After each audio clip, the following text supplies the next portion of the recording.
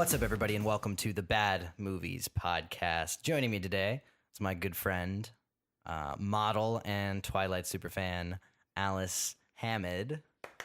Hello. So today, as you may have guessed, we will be talking about Twilight. The infamous Amazing. classic. Yeah. Classic. So I'm gonna just say that, because of my last episode, which as of recording this has yet to be released, but my last episode was the Transformers with Phelps, and so that's starting a Transformers series. So I'll say this one It's starting a Twilight Twilight series. Ugh. Yeah, I'm getting it going. We're getting into the nitty gritty of the fucking bad movies right now. 5 movies in this series. I don't know how I'm gonna do it, honestly. You're just not going to be able to stop. I guess we'll find out. Yeah. Okay, so a little bit about Twilight. Directed by Catherine Hardwicke or Hardwicke. I don't know. She has an E at okay, Hardwicke. Okay, Catherine Hardwicke. Written by Melissa Rosenberg, based on the novel by Stephanie Meyer. Yeah. So interesting. Melissa Rosenberg wrote all of the movies. Oh.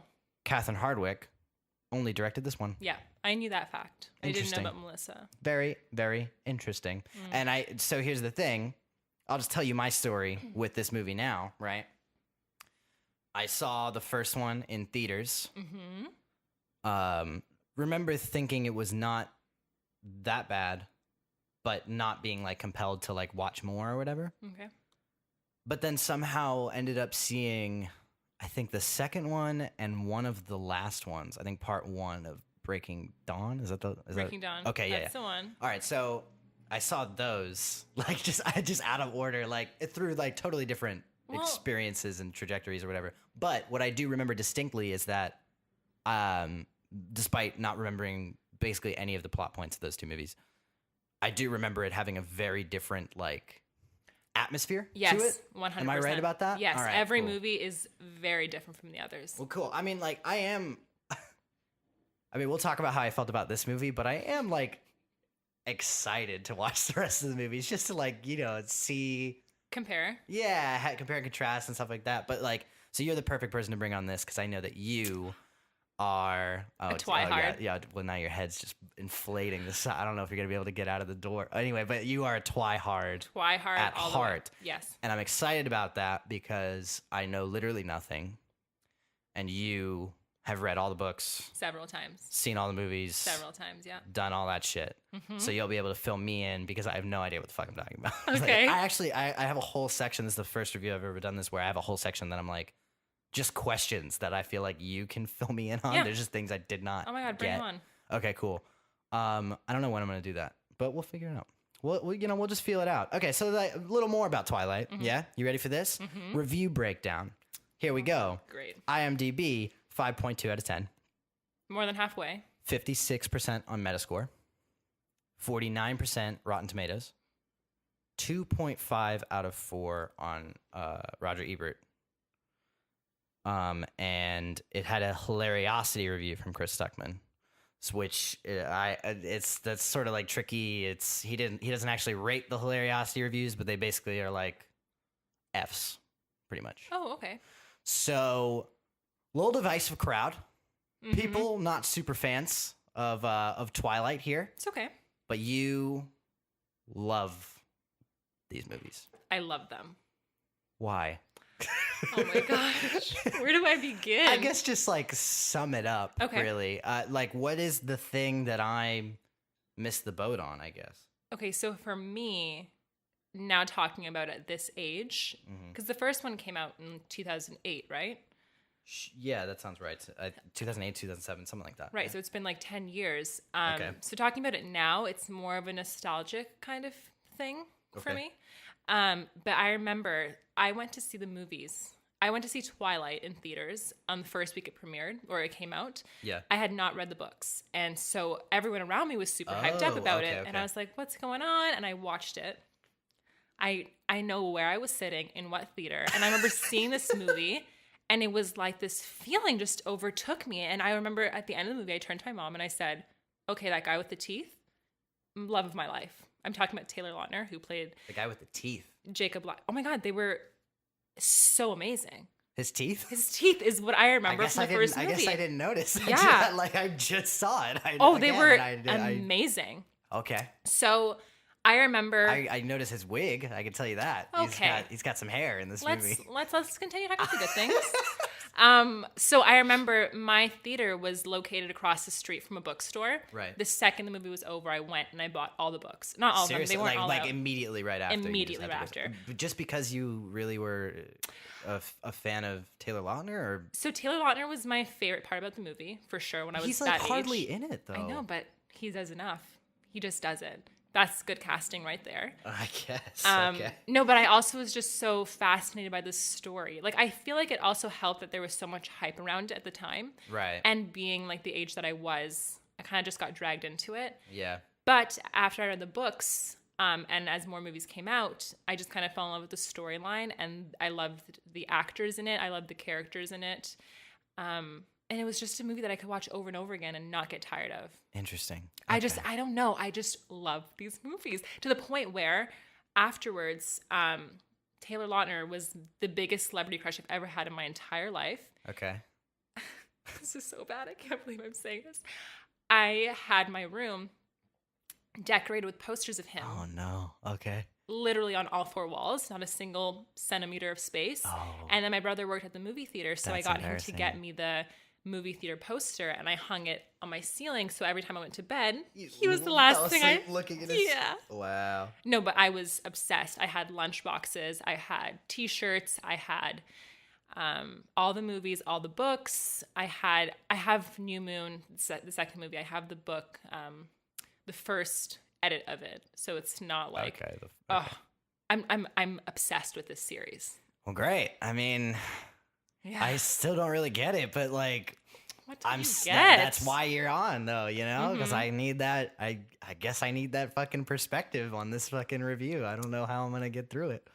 All right, so I guess we'll just dive in now. I guess it's time. Okay, I'm ready. Let's get going, because I got a lot. I'm not gonna lie, I got a lot. I have all the answers. Say. Great. Okay, so spoiler warning now. Should you do it now? Oh, yeah, okay. Because this is a lot happens in this movie. All right, here we go. Spoiler warning.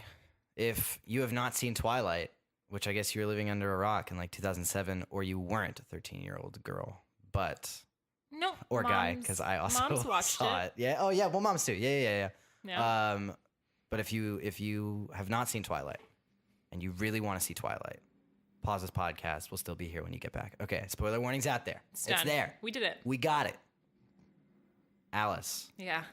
I just hit the microphone. I'm so sorry. Alice, please give us a plot summary of what happens in Twilight. Do you want me to go into like detail, or kind of just like the most basic? You can go to a little detail. Okay. Like the spoiler warning's out there. You know, people know what's coming. Okay. So whatever you got, lay it on me. So go for it. Isabella Swan likes to go by Bella. She lives in Jacksonville, Florida, with her mom. I thought it was Arizona, and then they moved to Jacksonville, and then she went to. Wow! Boom! Oh my God! No, I knew know that. This movie better than No, you I do. knew that. I was just getting ahead of myself. Okay, that's actually embarrassing. Do not put that in there. I don't want people to think I'm a fake fan. I'm a real fan. I'm gonna leave that in, just so everyone knows. My heart's actually racing. That's embarrassing.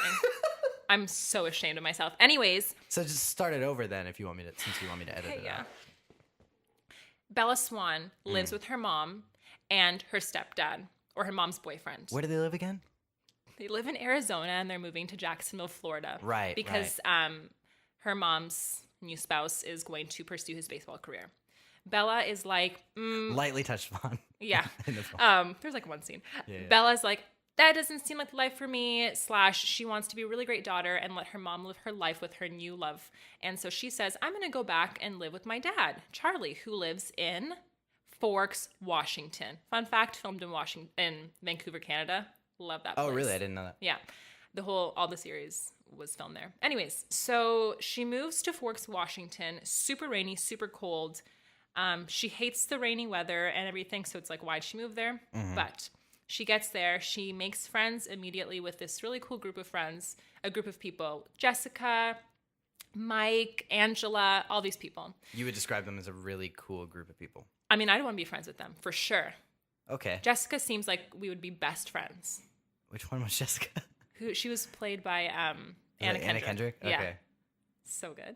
Anyways, she gets to this school and Bella all of a sudden becomes Miss Popular, which is weird in my opinion. But anyways, she gets there and then she meets this family, the Cullens.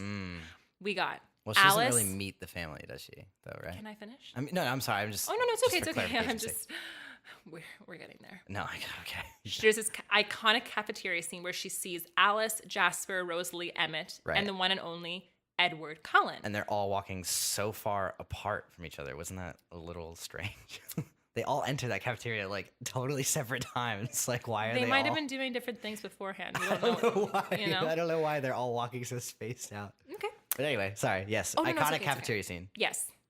Immediately, Bella becomes interested in Edward, but she quickly learns that that whole family is very isolated. They stay to themselves, and they're all kind of in couples with each other, except for Edward. I don't know how much detail I can go into. Long story short, Edward and Bella have this connection with each other. Yes. They cannot stay apart. Edward tries very hard to stay apart from her. He just can't. They end up becoming... Does he try very hard? Yeah, he does. He does. He disappears from school for a long period of time. A week. Do we know what he was doing during that week? He was trying to save Bella. He could have killed her right then and there in that science class, but he decided... I'm just saying, he didn't really give it a good try to stay away. He left for a week, and then he was like, and then he keeps coming up to her throughout the whole movie. Keeps coming right up to her and just being like, "You should stay away from me." Like as he's like keeps coming up to her because he loves her. He can't help himself. It's just okay. No, we'll talk about it. Anyways, yeah, keep going. So Edward and Bella become friends, which soon they quickly become boyfriend and girlfriend. And as they begin dating, she realizes that there are weird things about Edward. For example, he was able to push a car away from her and save her, and then he's super, super cold. So with the help of her friend Jacob, he kind of leads her in the path, saying that, you know, the Cullens had this history that relates back to the werewolves and whatnot. Wait, time out though, real quick. I'm sorry. Oh, no, it's okay. Because you said that they were dating. I didn't get the impression that they were dating at that stage in time. They weren't. I kind of jumped. You kind of jumped the gun. Okay, wait. When exactly do they establish that they're dating? Because in the movie, the scene where it's the forest, right? That's the moment. No, it's this. Well, I guess yes. Okay, they're attracted to it. Bella and Edward are attracted to each other. They become close, and Bella eventually finds out that Edward is a vampire. We do it through her research. She got a book at Port Angeles that kind of led her in the right direction. Right. Once she discovers that he's a vampire, she confronts him about it. He does not deny it. He says, "Yep, this is what I am. This is who I am." Shows him his beautiful, like diamond-like skin. Okay. And immediately he's like, "Well, you know what? You know who I am. We can do this." They decide to start dating. So the scene where they officially become a couple, in my opinion, to the public, is when he drives her to school and he's wearing those aviators, not the aviator, the Ray-Ban sunglasses. And he goes, slow-mo, exit the car. I'm already, since going to hell. Let's get it going. Puts the arm around her and everyone freaks out. For whatever reason, because everyone's all up in their business all the time. I don't understand. Well, she was Miss Popular and he was always like the hot guy at school. Why was she Miss Popular? I still don't I don't get that either. Yeah, okay. Okay. But anyways, Bella meets Edward's family, and this is when the movie gets juicy. They go to play this really great game of baseball when it's like thunder and lightning and everything. Right. There they meet James, Victoria, and Laurent. Yeah, and throughout the whole movie, there's been like a couple little killings, teasers. These guys are bad people, right? Yeah, definitely. We don't like these people. Yeah, they're vampires as well. That's right. So Bella finds out at the baseball game that they're also vampires, but they're not good vampires. So something that you guys should know is that the Cullens consider themselves vampires. They only feed off of animal blood, not human blood, versus James, Victoria, and Laurent, who kill humans to survive. Once James finds out that Bella is not a vampire but a human, he becomes like obsessed with her, and his mission is to kill and hunt her. So basically, the movie wraps up with Edward and the Cullens trying to protect Bella. James is able to trick Bella into thinking he has kidnapped her mom. Bella ends up going to her old ballet studio where James is waiting for her, and he tries to kill her, but Edward comes in, saves the day. They kill James. They don't kill Victoria. She escapes, which leads into the second movie. Wait. That was a little weird. She wasn't there at all. She wasn't there at all. He just kind of... Yes, but but they kind of implied that when Laurent went to the Cullens family and he was like, I know James, like he's not going to stop until he gets Bella. This is like his own little game. Yeah. So he kind of pursues that obsession by himself. Okay. I believe that Victoria just thought it was going to be an easier hunt for him than it ended up being. So the movie ends with James dying. Bella and Edward are still together. She has a broken leg. They go to prom together. She wants him to turn her into a vampire. He says that's not going to happen. They continue their relationship. And at the end of the movie, this also is kind of hinting us towards New Moon, which is the second movie. Jacob is like, hey. Yeah, Jacob finally is like... You should not date Edward. I'm not about the Cullens. My dad paid me $20. Really weird that they threw that in there. Yeah, and then Bella's like, tell your dad to pay up next time. Yeah. So Bella's like, thanks for the advice, but I'm going to keep dating. And they have like this weird stare down. It's really like passive aggressive and homoerotic at the same time. I'm turned on by it. I'm ready to go. Let's get going. Yeah, I would say it was intense and good acting choices. Give me that New Moon magic. You know what I'm saying? Yeah. I saw New Moon. I know I saw New Moon. I remembered zero things about it. Oh, okay, good. Absolutely zero.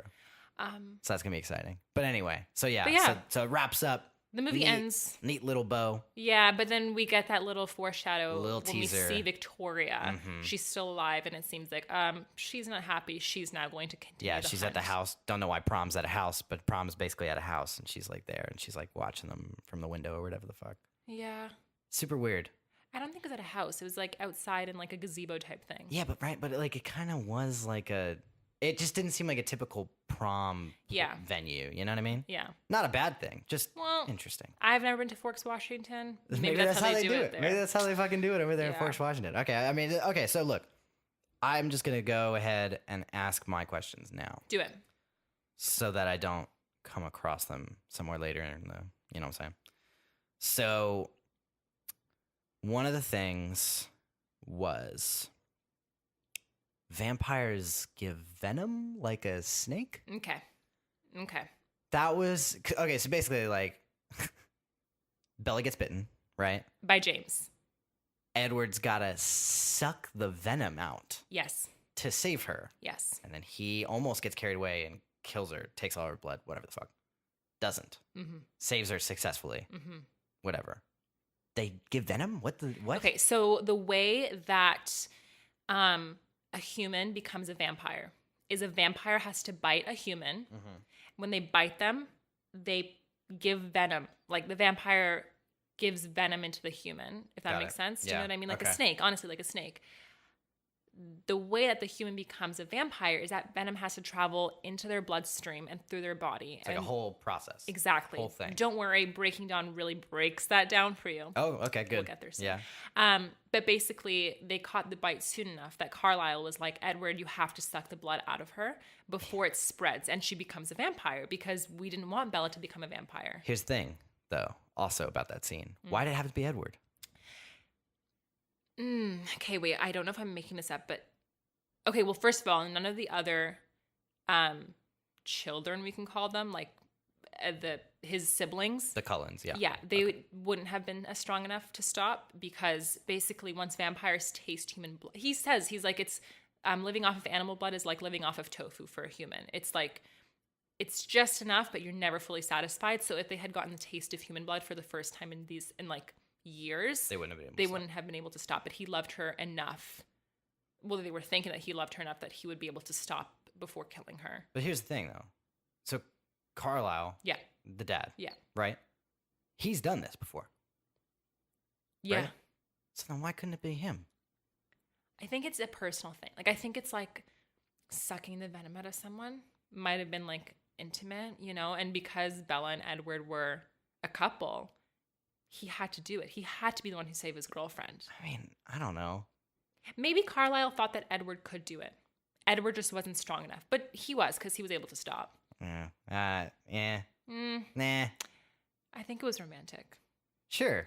He saved her life. I just wish that like they, have Carlisle run off and help take care of James. Something like just anything. It was just really odd to have Carlisle be there, a man who has been in this situation before, and just sort of hang back. Like let Edward take care of this, the teenage boy who's not a teenage boy. He's like 100 and whatever the fuck. Yeah. But like it was just odd. Like they should just written him into some other situation. It just seemed really like weird. See, we can't fault the movie. We have to fault the book for that one. Yeah. Stephanie Meyer. Why'd you do that one? Don't worry. I'll just call her. I'll ask. Please do. But okay, so I got another question for you. No, that one's just passive aggressive. I'm gonna skip that one. So Edward says he doesn't sleep. Yeah. Then he sleeps in the hospital. No, he was fake sleeping, Gianni. Okay, cool. No, that's fine. I just wanted to know. Why didn't the vampires fight each other right there on the field? Save all the trouble. Fight each other. You know what I'm saying? When James gets the whiff, yeah, he's like, "You brought a snack." Yeah. And they have that like standoff. It's like whatever. They're like cats. And then I was like, "You're outnumbering them. Just fuck them up." But the thing is, the Cullens don't kill. Like that's not their mission in life. Like I don't think they thought it would escalate to the point that it did because Laurent said himself, he's like, "I'm not about this life. There's no reason to kill other vampires for nothing." Do you know what I mean? Right. And I believe that it was his game. Like I think he wanted to make it a hunt. Yeah, but here's the thing, though, right? Because I'm about what you're saying here. Yeah. The problem is, they immediately then go, "We got to get you out of here." You know what I'm saying? Like we already know this is gonna be a bad situation. We got to get you. You got to get gone. You know what I'm saying? They're already playing defense, and it would make sense if once it's revealed that James is probably going to be on the prowl, then they do that. But the thing is, like, they already know. They seem to already know. Yeah. Oh, Johnny, and then there's still like, I got your answer. James didn't know that Edward can read minds and that Alice could see the future. Oh, okay. Edward was like, "Oh, I know what he's thinking." Alice was like, "I can see where this is going." Right. And James he probably knew that if he tried to kill Belle right then and there, it would not work because they were outnumbered. Okay. And he was like, "Let me wait till she's alone." And that's why they yeah, in the car, Edward was like, he's just made you his, what's that line? Like the most exciting game ever or something like that. Yeah, whatever the fuck. So really that's the reason, the mind reading and the seeing the future. Okay, that makes sense to me. Final that makes answer. sense to me. Why do vampires have different abilities than other vampires? Oh, well, this is kind of, I don't know if they talk about it in the movies, but they do talk about it in the book later on. Got it. It's kind of like an extension of what you already were good at as a human. So Edward was good at reading people. He is very intuitive. Exactly. Okay. She sees Alice? the future. Well, yeah, what the hell is she good at as a human? I don't remember that. They do reference it in the book, but I mean, this is a spoiler for Breaking Dawn. Do I want to say that? Maybe save it then. Okay. But as long as you tell me there's an answer later. There is. I'm okay they with did that. say that it is an extension of what you were already good at as a human. Okay. You bring that part of you, like, Okay. into the vampire world. Got it. All right. Cool. Only sparkles in direct sunlight. Yeah. Not all the time. No. Not just in sunlight. Only in direct sunlight. No, in sunlight. Well, yeah, I know what you're saying. Like if they were in a room Right. that was lit by the sun, it's the sunlight. Okay. Think of it this way. You're wearing a metallic piece of clothing, like a shiny piece of clothing. Yeah. If I was sitting in this room and there was sun that was lighting up the room, it wouldn't shine. But the second you put it in the sun, shine. Oh my gosh, better example. Girls wear highlight all the time as makeup, right? Right. It's always there, but it really becomes visible when that sun hits. All right. I'm with you on that. I'm with you. So he's sparkling all the time. We just can't see it. Yeah. I'm with you. He's got highlight. But not when he's not in any place that's near the sun. Cool. All right. You don't have to answer this because neither of us are doctors. But the passive aggressive one that I skipped over, just to read it to you. Yeah. What is it? How did Bella survive a severed femoral artery?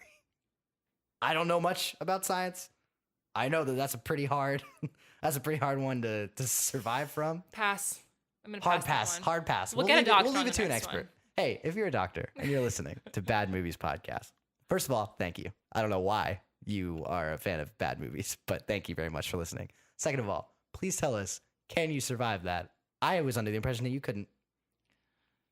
I don't think I'm educated enough to give you a correct answer on that one. Because here's the other thing that's weird about it. And then, this will be the last I'd say until I'm back into the negatives or whatever. But here's the other thing that's weird about it, right? I know that that's a major artery. I know that she's losing a lot of blood.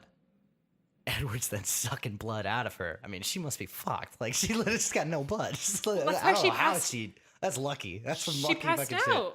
shit. What's the blood type that like is readily available like all the time? It's not like it's like AB, right? AB is readily available, or is the other, or is O readily? Yeah, I thought O was the most common. She must have O. Definitely. Yeah, that's our answer. All right, cool. Thank you very much for all that fill in. You're welcome. I do feel more clear. Okay, so now we can really get into it. Let's do it. Positives first. I go positives first. Is that cool with you? I thought, yeah, go for it. All right.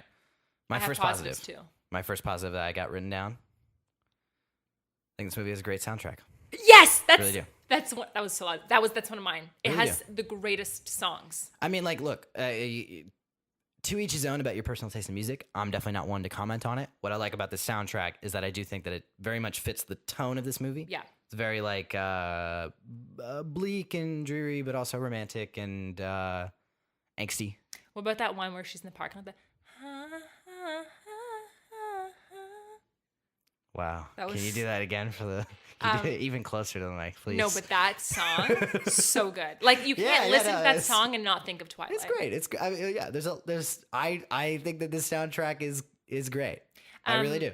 For those of you who are wondering, that song is called "Eyes on Fire" by Blue Foundation. Yeah, and for those of you who are wondering, that was Alicehamid singing it just now. So please hire her for some sort of band. I want to get her in front of an audience ASAP, yeah. Rocky.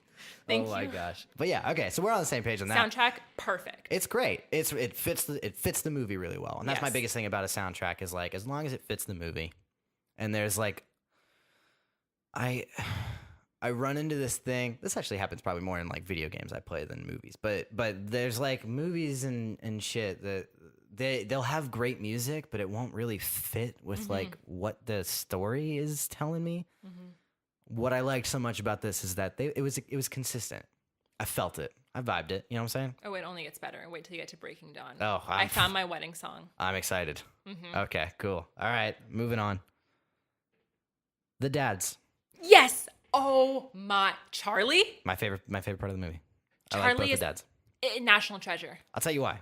Okay, I'll tell you why. For me, I thought that while the story may not have capitalized in it in the way that I wanted to, I thought that the performances of both of them are fine or good. What dads are you referencing? Charlie and Carlisle or Charlie? Charlie and Carlisle. Okay. The thing is that I love Edward's dad because there is like definitely a story there where it's like this guy just wants his kids to be normal. That's why he's so cool with Bella being integrated in that life. Yeah. And it definitely feels like he's the influence of the family just because like he is very much the figurehead, right? Yeah. And it as that role of like a patriarch is like presented, I think that they do a really interesting thing with that character, making it apparent without making it obvious that he is the driving force to be like, go after her, like find your love, do your thing. You know what I'm saying? And I love that. And then with Charlie, it's like, you know, I that's just like a relatable dad story where it's just he just wants her to be a part of his life, and he's a very stoic man, a man of very simple pleasures. Yeah. Which makes it all the more heartening when you hear like little things from like the waitress when she's like, he wouldn't stop talking about it or whatever the hell, you know what I'm saying? Yeah. Like, or he orders it every Thursday and blah, blah, blah, blah, blah. I love all of those little tidbits. I love all those little fill-ins that make those two characters really fleshed out and what am I trying to say? Like they feel earnest. And they feel like characters real. I can easily root for. Yeah. Despite it being a very fantasy layered romance, all that stuff. What about that scene where Bella's like, hey, like, Dad, I'm going to go on a date with Edward Cullen. He's here. And then he goes... Loads the gun, yeah. Bring him in. I actually thought that was very clever. I thought that was really funny. Yeah, yeah. Another thing about Carlisle... Well, both Carlisle and Charlie, but I think especially Carlisle, they made him very likable. Like, totally. They're just a character that you don't really dislike. Yeah. And then an answer, it was actually in the book. You were right. That in the book, it explains that after Bella becomes part of the Cullen family, Esme and Carlisle are like, hey, like, we were such a fan of you before we met you because Edward started playing piano again and he was listening to music and he brought all the good things out of him. So...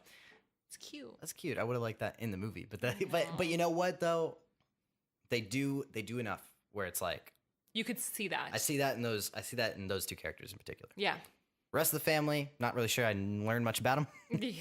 But those two characters in particular, I dug a lot. Love Charlie. Really into both of them. Yeah. Oh, man, I wish she apologized to Charlie at the end. I wish I got that. Who, scene. Edward? No, fucking Bella.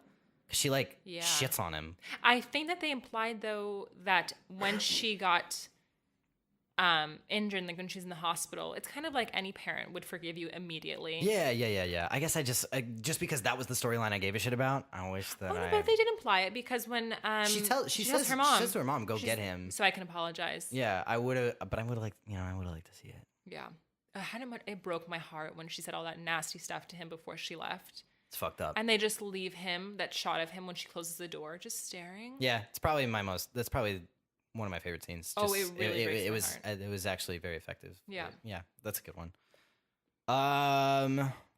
Last positive I got here. Oh, really? Yeah.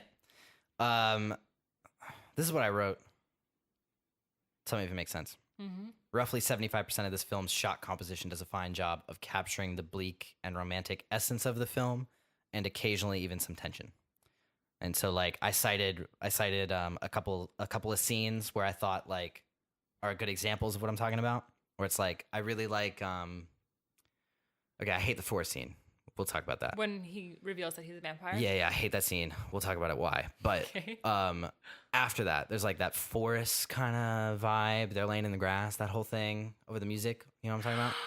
Yeah. I think that is like a cool, it's very coolly edited shot. This like sort of ethereal, romantic, dream-like sort of sequence. I think I want to do a podcast where you just do all the music from Twilight. just a cappella, how you remember it by yourself. Oh, I know exactly what scene you're talking about. Okay, yeah, but that's what I'm talking about, right? Is like, I think that is a good example of the shots and the way they're edited together, the shot composition, how it fluidly translates whatever the moment is. Mm-hmm. And I think they do that quite a few times. I think some things are more effective than others. I think that like the baseball scene, so good with that music and baseball scene itself is fine. Really, when the villains come in, I thought it was tense. I was like, oh shit, okay, yeah, shit's real now. You know what I'm saying? And you don't want them to find out about Bella, like all this stuff. Like it's very like there's some good tension there. I think there's some good stuff. Full disclosure, there are things that I personally don't like about this movie that I cannot. Really? But what I mean is like that I can't cite them as negatives. There are things that I don't like about this movie that I can, because I feel like they are objectively like taking you out of the film. Mm-hmm. There are things that I just personally don't care for that turn me off to things, but I can still appreciate like those moments. For example, in the baseball scene, I don't like when the vampires have the standoff and they make that like cat noise. Like, that takes me out of it, but that's a personal thing. Because at the end of the day, objectively, it's still like a good scene. I just hate that sound, but I'm sure that someone else who doesn't give a shit about like vampires sounding stupid didn't really give a shit about that. They were really hooked on that moment. And that's like a good example, I guess, of that kind of thing that I'm talking about. There's a lot of things in this movie. Like I hate that he sparkles, but that's a personal thing. You know, I can't fault it. That's also not the movie. That's the storyline, dude. That's just the story, you know? That's and but that's the Stephanie. thing. There was things that I just had to like accept.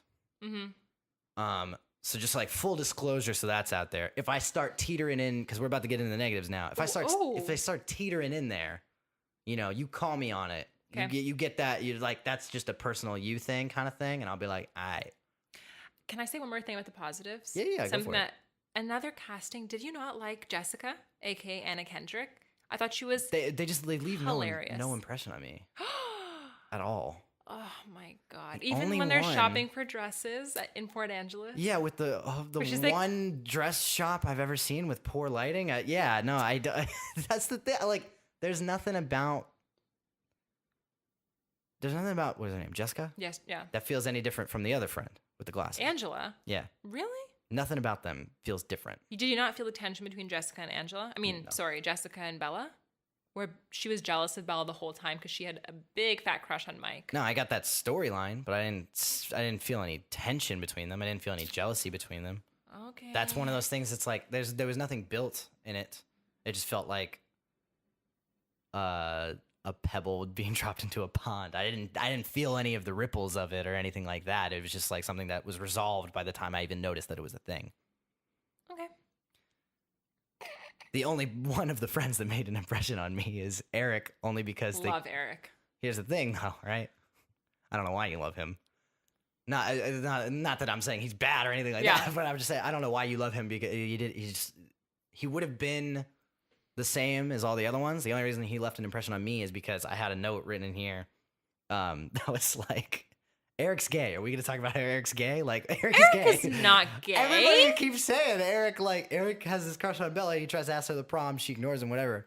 And then Eric ends up, asking the other girl asks Eric. Are you talking about Mike or Eric? Mike is the one who asks Bella to the prom. They both ask Bella to the prom. Yes, you're right. But Mike is the one. I'm talking about the horrible hair, like gothic looking hair with the glasses. Oh, yes, that's Eric. Okay, yeah, gay. Why are we not talking about Eric's gay? How is Eric gay? Eric, I just got the vibe. He just is a shy teenager who's in high school who really likes this new girl. Totally exists. I'm not discounting it at all, but I'm saying that the only reason he left an impression on me is because I was convinced he was gay, and then they kept saying that they kept trying to tell me that he was into chicks, and I was like, really? What do you mean? What does he do that makes you think he's gay? That's any different than Mike? Nothing in particular. I guess I'm just making that judgment call. Yeah, honestly, okay. I'm just a horrible person. Really, is what it is. but I don't know. It was one of those things that I was like, just felt the movie was trying to spoon feed me something that I just didn't want to. I didn't want to eat. You know what I mean? I was like, nah, I don't want that applesauce. Eric's gay. I've never thought of it that way, but it could be true. Hey, I don't. Is he in the next movie? Yeah, he's in all of them. He does some straight guy shit. Not that there's anything in particular that makes. I honestly think that Twilight is the straight guy does. Yeah. No, I honestly think that Twilight is the movie that has the friends in it the most. Really? Mike is in New Moon quite a. Because they weren't even in it that much. In this one. Yeah, by the last one, they didn't even say anything. Well, the thing is like I got to the third act and I had a note also written that was like, hey, remember when Bella had friends? Because like there is there is definitely like a moment when the tone shifts for better. I'll say that. As soon as the baseball scene hits, everything gets more exciting. The stakes are a lot higher. Yeah. There's a lot of much better scenes, I think. But as soon as that happens, they're like, we got to get rid of the friends. Like they do show that one little goodbye. Like after the baseball scene, when Bella and Edward are driving, she looks and her friends are like coming out of a restaurant or whatever, giggling. Oh yeah. And they cut back to Bella and she's like, oh, my life. Yeah, that was that was worthwhile. Although followed up by this really, I don't know if you noticed this, but it was like Edward hops in the car. I was just like, scoot over. I'm driving, but in the background. It doesn't slow down at all. I was like, wow, really seamless pedal transition there. Like this is hard to pull off. You gotta admit, difficult to pull off. How are they still going that fast? I'm glad that that's what you're paying attention to. I'm just saying, that's the kind of shit I live for. All right, let's get hardcore negatives. Let's go. I'm already over this. Hardcore. Okay. Let's fucking talk about I had the thing I have written here plays into a thing I have written later that I think I expand on better. Okay. So I'm just going to talk about just the forest scene for right now. Just the one where he reveals you. The forest scene has this thing where they're like, you know what? I'm just going to combine them now. How about I do that? Yeah, I'm going to combine them now. Don't worry, I can handle it. Here's the deal. There are some odd choices made by in this film. Made by director, an actor, I'm not sure. Okay. People, okay? Maybe some of them will make sense to you. In fact, I'm hoping that some of them do, that like they were just doing this thing in the book or whatever and it just didn't read well, whatever it was. I'm going to read you a couple of the odd choices that I got going on here. I think I know which one of them that you're going to say. Okay. Characters being incapable of breathing while they speak. What the heck? Did it not bother you that everyone seems to be holding... No, and I'm not talking about everyone. I'm really just talking about Bella and Edward. They seem to be holding their breath while they talk. I don't see that with... And it's killing me. Because I was like, just breathe. Just breathe. You're a vampire. Okay. Great. That's awesome. Can you tell it to me again? And breathe. For the love of God. I was like gasping for air during her voiceovers in the first act. I was like, am I going to be able to get through this without going into like a panic attack, hyperventilation? Okay. We're getting dramatic here. But one thing I'm going to say this now. Yeah. Breaks my heart. Okay. I kind of hinted this to you earlier. Uh-oh. In terms of Edward not breathing, I didn't see that. I really thought he did a great job. Perfect casting, dreamboat, amazing. I really did think he did a really good job. Okay. Bella, a.k.a. Kristen Stewart. Yeah. I can't believe I'm saying this. I agree with you in the sense that I think she was pretty bad in this movie. Another one I got written. Yeah, her voice she stuttered too much also, but that just becomes a Kristen Stewart thing. Yeah, that's Stewartism. You know what I mean? Yeah. But I got another one. She has, I don't know if you got this. She has that one line where they pull up to the police station or whatever, the flashing lights. I don't know if you heard how she delivered that line. This is exactly how she delivered it from my like recollection. Whoa, what is going on? But it's like, I was like, what are you doing? Why are you saying it like that? But is it her? Is it a directing thing? I don't know what's going on there. She's got that other one where she's like, you're beautiful. I'm like, why did you say that like that? Why are you telling him he's beautiful like you're getting stabbed? It makes no sense. Okay, when she said you're beautiful, I think she was just kind of overwhelmed with emotion, where she was like nervous and scared at the same time, but excited. So she's like, you know, like... I get the idea of that. So the thing is it's impossible to play. And I think that's why it takes me out so much of it. Because, like, there's a lot of, like, performance things, I guess, particularly from her. Uh-huh. But from him, too. There's a couple I got written here for him. Where, like his almost embarrassing display of, like, nausea when he gets the first scent of her. Oh, the whiff. It's cringe. It's cringe. Oh, wait. I think that was probably a director's choice. That's the thing. It's like, and look, I'm never gonna be on this. I never aspire to be on this podcast and be like just shitting on like actors and people and whatever. Yeah.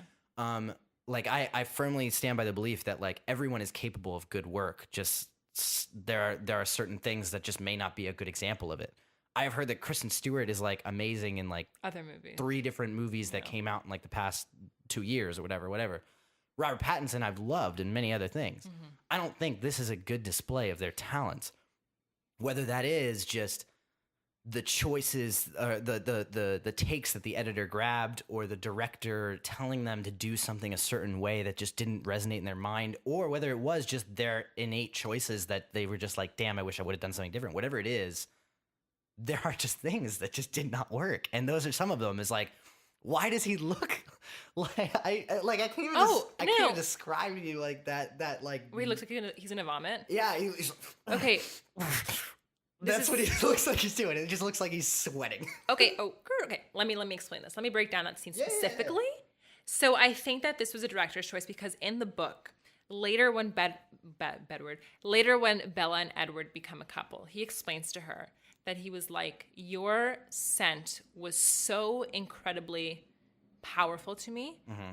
He was debating killing every single person in that classroom just to kill her. Oh, okay. See, that's so I think that the director was cool. like, we have to make it seem like this is the most like difficult thing you've ever experienced. Do I think Robert Pattinson would have played it like that if he had a choice? No, but I think the director or someone else was probably like, we have to show the audience that this is like, because it is excruciating for him. Like he hadn't killed a human in years, and he was debating doing it. And like, if he did that, his whole family would have had to move again somewhere very far. And like, this is stuff. Cool. I'm glad that you put perspective on that. Cause okay, I'm like, yeah. Then I see exactly what the problem was. It just didn't read. Yeah. Because it just reads like just this weird moment. It just takes you out of the film. You know what I'm saying? They could have easily explained that too. He could have easily been like, I never thought you smelled bad. Like, whatever it was. But there's the okay, maybe you can put this one in perspective too. Yeah. Bella's like almost more pale than the Cullens. Yeah. Am I right? Like, but they do make a comment about that. Jessica's like, aren't you supposed to be really tan? But why is she that pale? She looks sickly. She looks diseased. And it makes sense for him. He's a vampire. What the fuck is going on with her? And why does she feel like she has the authority to then like comment that on him and shit? I'm like, whoa. You're the pale one. Okay. You look like your skin is cold. He's a vampire. He's got the excuse. What do you got? Maybe she's just a pale person in real life. Maybe. Kristen Stewart, and they're like, if we cake on this makeup, it's gonna look real bad on camera. They just couldn't do it. They couldn't do it. They couldn't give it. I was hoping that there was like a reason, but that's disappointing. Whatever. But anyway, I think that's also. I mean, I honestly think that she's pale in real life, and I think that's why they had to make Jessica add that line and to be like, aren't you supposed to be super tan? So the audience, so they're like, we're not blind to this. That makes sense to me. You know? There's a lot of these like weird choices. It's like there's a lot of times where I was like, why is I had written like 4 or 5, and then I was like, I'm gonna stop writing this note because I keep writing it. It was like there's just so many lines that she has where she's like, it sounds like she's having like a little mini orgasm to herself about it. You know, like there's just weird choices. There's but then here's like a bigger one, right? The hospital bed scene. When she wakes up after the attack. After she sends her mom away and she's talking to Edward. Yeah. Oh, I know what you're going to say. You do know what I'm going to say? When she has that freak out? Yes. Okay, he's said it a million times. He doesn't say anything different than what he's been saying the whole fucking movie. She flips a shit. She's like, you can't leave me. Like, why would you do this? Like, full on Nick Cage freak out. And then he's like, all right, it's cool. It's chill. And she's like, don't do that to me ever again. And I'm like, why is this the time? Why is this the one? Okay, maybe she's like, okay, dude, I literally almost died because of you. Mm-hmm. If you're going to leave me after this, I'm going to lose my mind. You know maybe what? She's like, I'm too invested now. Like, maybe she's like, there has been too much that has happened. Then maybe it's a writing thing. I just wish that was said, because the only thing that's different is her reaction to it. Yeah. He says exactly what he's been saying the whole movie in the same way that he's been saying it. And she, for whatever reason, that one really gets under her skin. But the way she reacts to it is just really just like a lot of pained, like stuttering and like, you can't, like, I don't. She says what? Just say how you feel. Yeah. Just say it. I wouldn't hate that. Maybe this is another reason. She just woke up. She just is remembering all this traumatic stuff that has happened to her. Yeah. She just saw her mom for the first time in a long time. And maybe it's just like all these emotions coming up at once. She's definitely probably still in pain. Yeah. She's on medication. Maybe her mind is just exploding at this point where she's like, I almost died. Don't tell me anything that might even make me upset. Maybe. Thing is that I'm not getting that from Stewart's performance for any of the rest of the scene. Yeah. I mean, you know what I mean? Like, okay, forest scene. Let's talk about the forest scene. Again? Gave it a little teaser, right? Gave it a little teaser. It has a thing that I actually hate about this movie. What? Strongly. There's like several moments, the forest scene, where one character looks at another character intensely. It's very aggressive. And another character looks off into the distance. And I'm like, who the fuck talks like this? But it happens for so long. They do it for like 5 minutes. And then there's all these shots swirling around him while they're saying nothing. And it totally just takes you out of the moment. I literally had written, I was like, why? Like just 5 times in a row. Because I was like, why in the world is this camera just swirling around them while they're saying nothing? And then it cuts to like a static shot. And he's like, say it. And she's like, no. You're missing him. Vampire. No, Jenny. He goes, say it. Out loud. Say it. I forgot about out loud. Yeah, that's okay. That was kind of sexy. But still, like the whole scene, it was just like, I probably wouldn't hate it as much if they were just looking at each other or if she wasn't being so fucking weird. Like, there's so many things that are weird about it. He's like basically up her ass while like he's all up on her when it cuts to like that wide and he's literally right on her. He's closer to her than I am to this microphone right now. Okay. And I was like, why are you literally fucking her? And she's not looking at you. She's still like, and I get it. I get the idea of her being like afraid to look at him or whatever. There's different ways to do it that feel more realistic than this. This just feels so staged. Okay.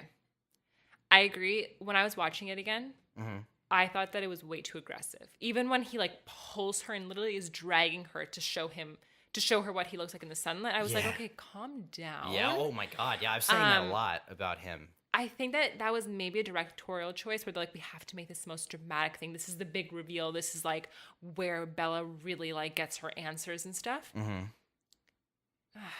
could have made it better. I do agree with you on that. Yeah. I do. But then again, I think that Edward was trying to scare her. Like, I think he was like, this is my last shot. Yeah. To not like. Okay, but here's the thing. Because I also have written here. This is how I titled this note, this negative. Illogical Edward. There's a lot of things that I feel like Edward says that then do not correspond with how Edward acts. Meaning, I feel like he's constantly trying to scare this girl. And like, I don't know why. I mean, I get the idea of it to like force her to get away because he can't contain it kind of thing. But then there's moments where they're like together, like they're at his house and they're dancing, they're having this nice intimate moment. And he basically throws her out the window. He basically like catches her, like whatever. They're running up with a tree, blah, blah, blah, blah. Spider monkey. But that's the thing is like, the only thing keeping her from falling is this like loose grip she's got around his neck. I was like, no, he's faster than that. I know I'm supposed to believe that like he's in total control, whatever. I would be scared shitless if I was Bella. Absolutely horrified. The thing is, this guy keeps trying to kill me by not killing me. And then he's constantly aggressive. He's constantly pulling her. He's a dick also. He says, can you just watch where you're walking? Do you remember that moment? Okay, because at that point, he's already like fallen for her. Yeah. And he's like, why are you an asshole? Because he cares so much about her that he's like, please make this easier for me. I don't know. Okay, but referencing back to that spider monkey scene where he is like jumping the trees with her and stuff. Yeah. Shoot, I forgot what I was going to say. That's okay. If you remember it, let me know. Okay. It was a good counter. No, it's okay. Because you know what? I'm going to go back to that later with another negative I have. But anyway, no, our bus is full. You know what I mean? He's just an asshole. He's a total fucking douche. And I don't know why he's so mean all the time. And then he keeps telling himself that he loves her. And it's like this weird fucking, I just want Edward to be a little more consistent. I think he's just mad at himself that he has allowed himself to fall for her so easily. Yeah. Because he's like, this is not going to be easy. It's not. Like, Rosalie is right when she's like, you're going to put my entire family in danger just because my brother likes you. Yeah. Look, here's the thing. Because it's not like what you're saying is wrong. I actually, like, agree with it. I just... You agree? Yeah, no, I do. I get what you're saying, that it's like, he's just torn. My thing is I just feel like this movie does a really poor job then of communicating. It goes back and forth. Why? Yeah, and the moments that he is torn. And I do think that like it honestly just didn't age well how aggressive he is with her all the time. That was I agree with that. I was saying that he was a bit too aggressive. Yeah. I didn't understand that. And like she keeps saying she trusts him. And I'm like, why? Well, he did save her from potentially being like mugged and raped by those guys. Yeah, but then he also stalks her he watches her while she sleeps, and that's weird. It's because all of a sudden he's lived so many years, totally normal. Some girl comes in. He can't read her mind. Her blood smells amazing to him, and he's attracted to her. He's like, what? Who is she? Like, what is going on here? Yeah, no, I mean, look, it's not unmotivated. I'm just saying, like, why would she be okay with this? And look, that's really the biggest thing, right? Is that I just don't buy the romance. Okay. I'm sorry, you're devastated by that. You're like, gosh, that's the one thing you needed to do. I'm all in on the dad relationships, but not the Edward Bella relationship. I See, you know what? I don't buy them. Grade A Alice is going to come into play here. Yeah. This is why when the movies were coming out, I was Team Jacob. I always thought that her and Jacob had a more realistic and better connection than Bella and Edward. Mm-hmm. Even her talk with Jacob on the bench when it's her prom, she lights up. She's just so excited to see him. Maybe this is because now I'm getting really into it. Okay.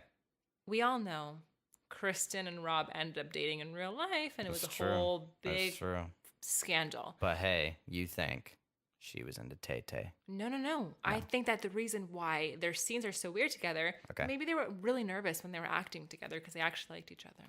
Oh, maybe. And then when she was with Taylor Lautner, she really didn't like him as more than a friend, so she's like, oh, hey, I can relax.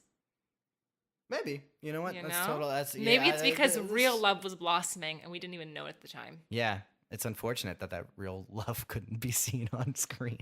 This film. You know what? I'm going to say once we get to Breaking Dawn. You think I'll be won over? Their fans will know what I'm talking about. They have a whole moment. Not talking about. Oh, no. Whatever. Breaking Dawn. The connection's there. Okay. The connection's there. Looking forward to it. Oh, yeah. For this movie, not there.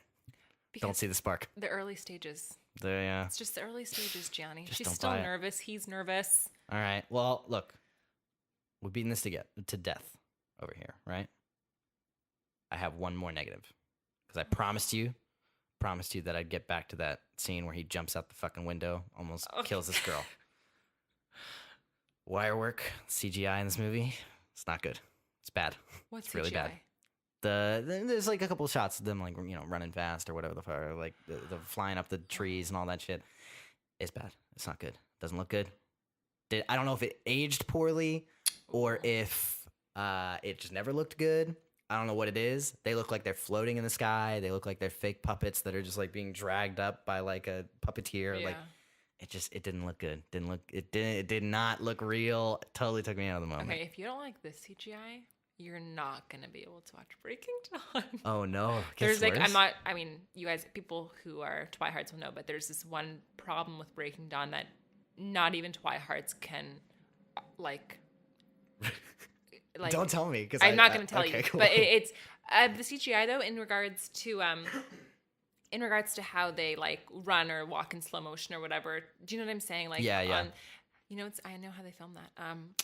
They would have like treadmill type things on the floor, and they would just get these actors to like walk or like run. Yeah, normally. And then it just looks like they're going super speed, whatever. So the spider monkey scene didn't work for me. It's a no for me, dog. That's fine. Fine. We can fault you know what, the though? editors. Like, I will say this, like, as much as I hated it and pretty much all of the moments where there's nothing violent happening, the fight between Edward and James is not. But I didn't think the wire work was like particularly awful in that scene. Yeah. I'm not saying it's like expert caliber or whatever, but it didn't bother me there. Mm-hmm. The CG and the wire work and whatever the fuck they used in all the scenes outside of that, pretty much. Mm-hmm. And there's not many of them, but I just have to bring it up because, like, man, oh man, it really fucking drained me. I was like, I do not want to watch him run ever again. I do not want to watch him climb a tree ever again. Like, it just really turned me off from that kind of shit. Ooh, but you're just thinking about Breaking Dawn now. No, I'm thinking about New Moon because there's pretty good. No. I mean, Breaking Dawn has a bad one. New Moon has pretty good CGI. Oh, really? Yeah. Okay. In terms of like CGI, I know that for most of the movies they had a behind the scenes of how they did everything. Yeah. Which is pretty interesting. Okay. Okay, wait. Before we finish off this bad stuff. Yeah. What you got? There were some hidden gems in it that were so good. Like, did you not laugh out loud during that part the scene where Bella gets her truck and she's opening the door. Oh, and she like hits Taylor Lautner. She hits Jacob and she's like, oh, sorry. And it's like, I really think that was by accident. Like, I did not laugh out loud. I did appreciate that moment. I will say that, that is a hidden gem. I can't give it like a positive or a negative or anything like that. Positive?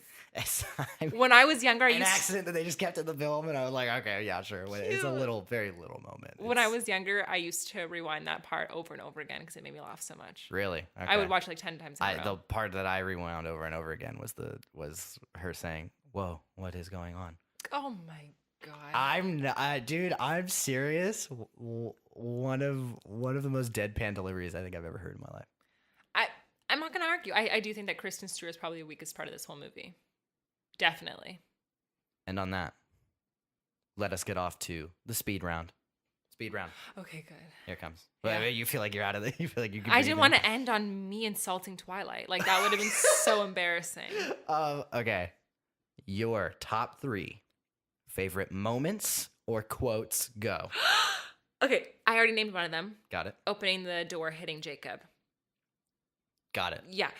Oh my God, there's so many good parts. Are there? Yeah. We just shit on this whole movie. Shoot, if I knew I was gonna do quotes, I love quotes from this movie. You do? Oh my God, this is so fast. It's okay.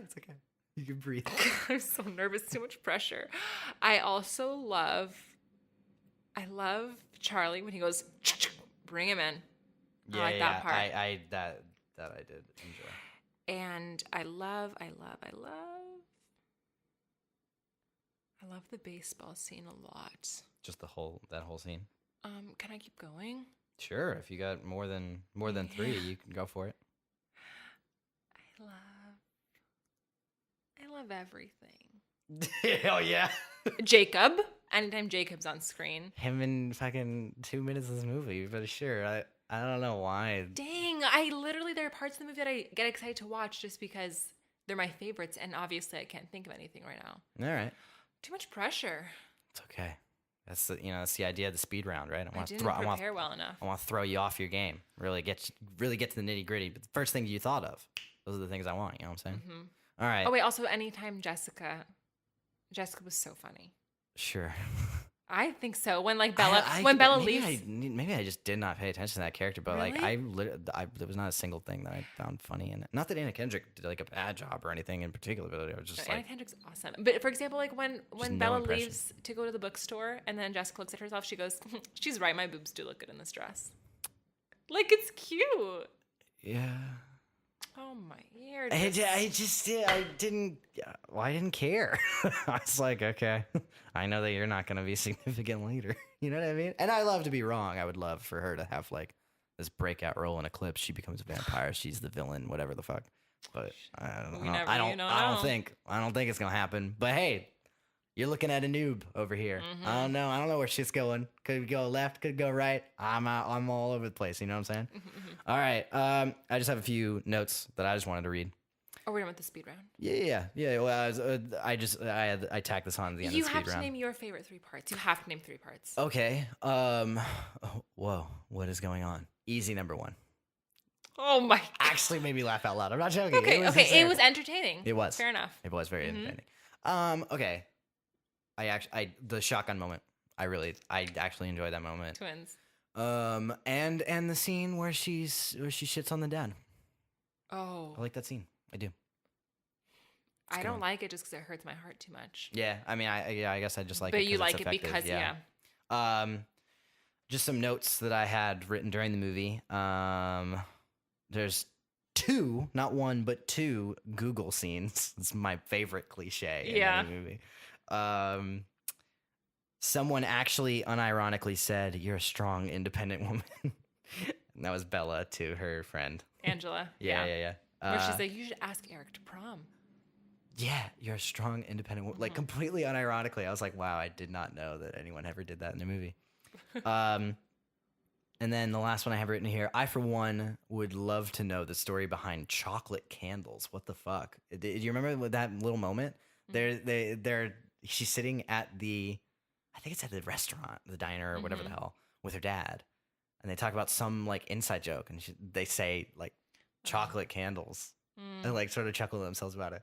and then never talk about it again. I was like, wait, I want to know what the fuck that was. That was good writing. It's keeping the audience Was invested. It? Oh yeah. That was out of left field. They might finally bring that up. Do you think? In the last movie. Man. You're going to have to keep watching to find out. Oh, really? Yeah. You're going to keep me keep me on the hook for that one. Yeah, I'm not going to tell you. Hey, I'm looking forward to it. I'm looking for any fucking clue of a chocolate candle anywhere in this fucking movie. I'm glad that's what you focus on. All right. My verdict here. You ready for it? Mm-hmm. It's going to hurt you, probably, but it's okay. But yeah, you know what, though? I think when you listen back on it, you see how much we shit on this movie. I think you're going to be okay with it. Okay, here's the thing. Don't say we shit on this movie. You know what? You were right there with me. I didn't shit. I just agreed during some point. I feel like we we had a nice symphony. That was a horrible word stumble. But what I'm saying is, I think we had a good symphony of like fair points being raised back and forth. You know what I'm saying? Yeah, fair enough. So here's my verdict. Okay. I'm just warning you in advance. It's triggering for you. Okay, here we go. At its best, this is a tolerable display of teenage angst and romance with a twist of fantasy thriller. But at its worst, this is a bizarre compilation of confusing character actions and directorial choices that culminate in a lackluster love story. I'm going to give Twilight a 4.9 out of 10. Oh, wow. I could not give it a 5. You couldn't round it up to a 5. I really couldn't do it. I couldn't do it because I tried to do it, and then I thought of a movie that was a 5 that I don't want to tell anybody what it is, but it's going to be on this podcast later. But I was like, no, that movie is better than Twilight. I can't do it. Sorry. I'm going to say this. I like that your biggest problems with it were not the plot, but were the acting and writing and directorial choices. No, because that's the thing. Like I said earlier, like there are things that I personally don't care for, but it's like at the end of the day, I just had to kind of accept the circumstances of the universe. You know what I'm saying? Okay. And I did, and I didn't have any problem with any of that stuff. Mm-hmm. And like I was saying, I was like 75% of the shot composition of this movie is good.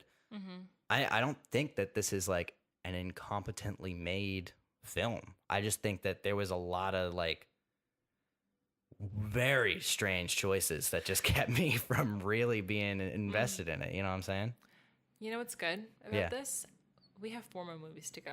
Can't wait. We are just warming up right now. Sign me up, man. Movies do get better. Yeah. With the exception of one, I think. Okay. Wait. Okay. Can I?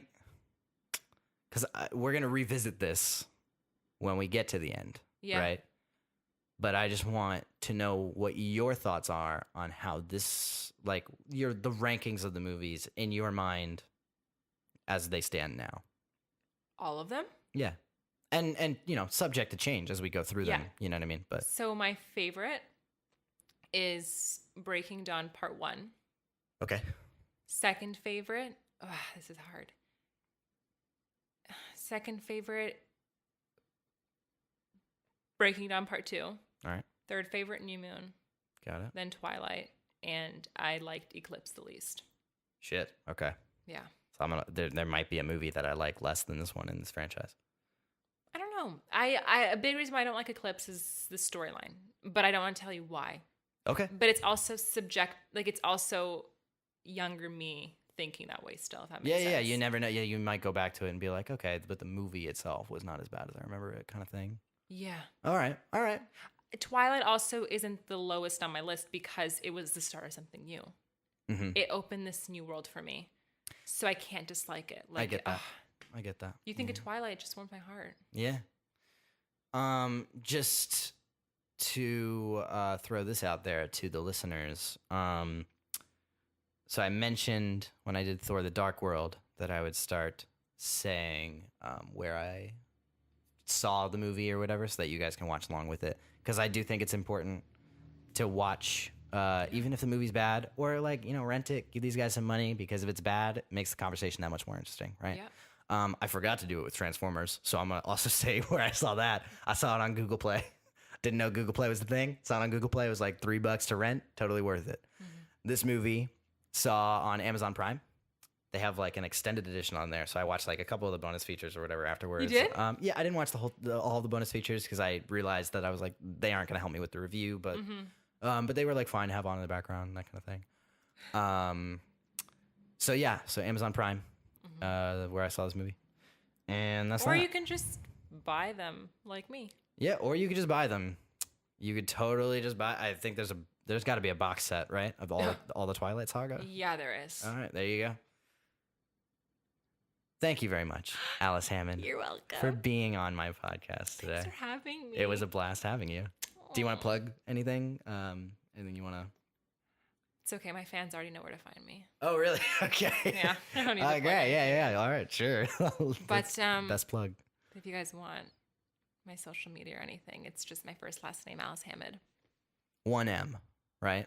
Yeah, Hamid. Because for some reason, in our first couple years of knowing each other, I kept thinking it was 2 M's. What do you mean, couple years? We've only known each other for 4 years. Yeah, but that's what I'm saying. Couple, 2. You know what I'm saying? So half the time we've been friends. Yeah, kept thinking there was 2 M's in there. Okay. Yeah. I'm a shitty friend. I think that hurt me more than anything you said about Twilight. Really? This whole time. I'm so sorry. Oh, no, it's okay. It's okay. Well, on that dark note, ladies and gentlemen, this has been the Bad Movies Podcast. If you like this, you can follow us on Twitter at BadMoviesCast. Feel free to tweet at me and give me any bad movie suggestions you'd like to see on the show. You could also follow up on Sound Pollination at www.soundpollination.com. Keep up with us and what we're doing. We're excited to be launching a bunch of cool shit in the coming weeks and months. Thank you very much for tuning in. We'll see you next time.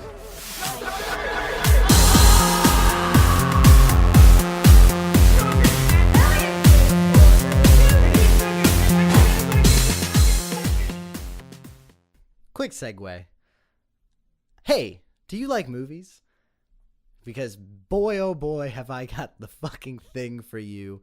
We at Sound Pollination are affiliated with Atom Tickets. AtomTickets.com. Super fucking easy to navigate. I have Movie Pass and I still use Atom Tickets. So if you go through our link, probably in the description below, probably on our website, probably on both, honestly, I wouldn't know at the time of recording this. I'm just going to say that they're on both of them. Okay, so anyway, if you want to buy a ticket to a movie, go to our website or go to the link below.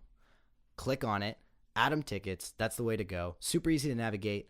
Like I said, I have Movie Pass. I still use Atom Tickets because sometimes there's a movie that's coming out and it's going to be sold out and I got to get the ticket ahead of time and boom, I have fucking Atom Tickets. It's so easy. I can do it right from my phone. I can do it from my computer. I can do it anywhere. Atom Tickets, the most navigatable website. Also, it goes through IMDb. What the fuck are you waiting for? Use AtomTickets.com. Thank you very much. Boom.